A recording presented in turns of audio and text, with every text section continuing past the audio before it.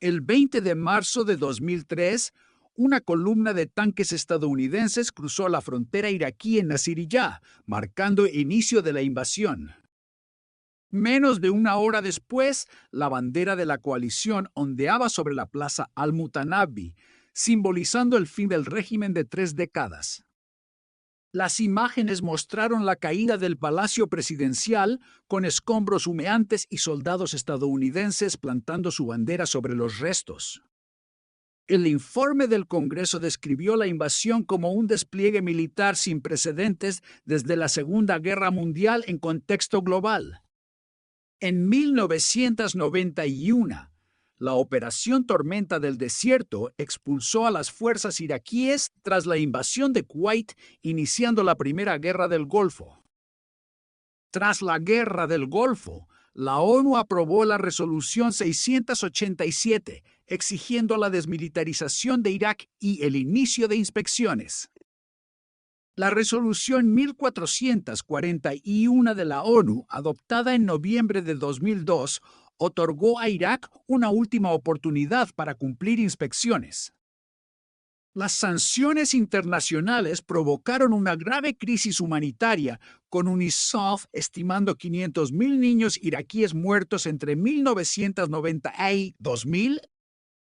Los atentados del 11 de septiembre de 2001 impulsaron la doctrina de guerra preventiva que luego justificó la invasión de Irak. El 7 de septiembre de 2002, Bush declaró ante la ONU que Irak representaba una amenaza que acecha sin permiso alguno. Su frase resonó en la comunidad internacional, consolidando la justificación para una acción militar conjunta contra Irak en el contexto global.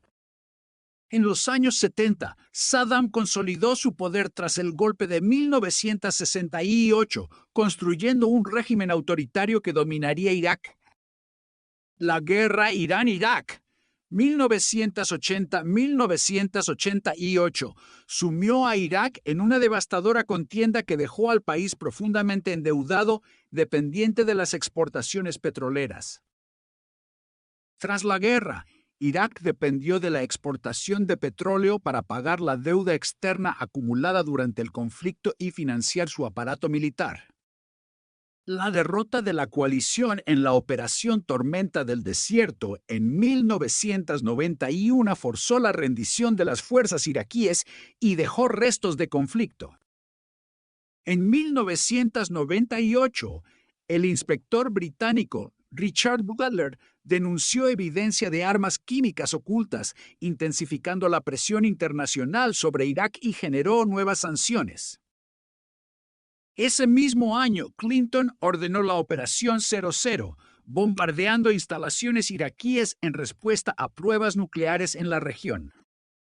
Tras la llegada de Bush, neoconservadores como Rumsfeld y Cheney defendieron la amenaza inminente de Irak, impulsando la decisión de invadir. El 8 de noviembre de 2002, la ONU adoptó la Resolución 1441, ofreciendo a Irak una última oportunidad antes de la acción militar. El informe de inteligencia de 2002 afirmaba que Irak poseía armas biológicas y químicas listas para usar, pese a la falta de pruebas concluyentes. El 9 de abril de 2003, fuerzas estadounidenses, bajo el mando del teniente coronel Joe M. C. Anderson, irrumpieron en la Casa Verde tras la caída de Bagdad, iniciando la ocupación. El informe de la Comisión de la Casa Blanca de 2004 denunció la falta de un plan de postguerra, creando un vacío de poder que alimentó la insurgencia iraquí.